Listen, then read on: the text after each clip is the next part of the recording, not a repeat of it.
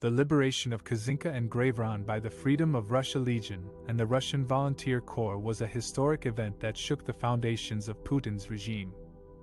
For the first time, Russian citizens who opposed the Kremlin's dictatorship took up arms and fought back against the oppressor on Russian soil.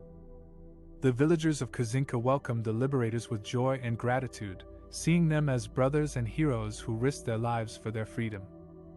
Many of them joined the ranks of the anti-Putin militia, eager to contribute to the cause of democracy and human rights in Russia. The impact of the liberation was felt across the region and beyond. The Ukrainian government denied any involvement in the operation, but expressed its support for the Russian people's struggle against tyranny. The US and other Western powers also praised the courage and determination of the Russian partisans, while urging restraint and dialogue to avoid further escalation. The NATO alliance increased its presence and readiness in Eastern Europe, fearing a possible retaliation from Moscow.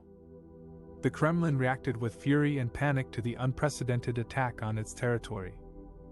Putin accused Ukraine and its Western allies of orchestrating a terrorist plot to destabilize Russia and vowed to crush the rebels with an iron fist. He ordered a massive military operation to reclaim the lost territory and hunt down the saboteurs. He also declared a state of emergency in Belgorod and other border regions, imposing a curfew, a media blackout, and a crackdown on dissent. The Russian Air Force launched airstrikes on Kazinka and Graveron, causing heavy casualties among civilians and militia fighters. The liberation of Kazinka and Graveron sparked a wave of protests and uprisings in other parts of Russia, where people inspired by the example of the Freedom of Russia Legion and the Russian Volunteer Corps took to the streets to demand an end to Putin's rule. The security forces responded with brutal force, arresting, beating, and killing hundreds of protesters.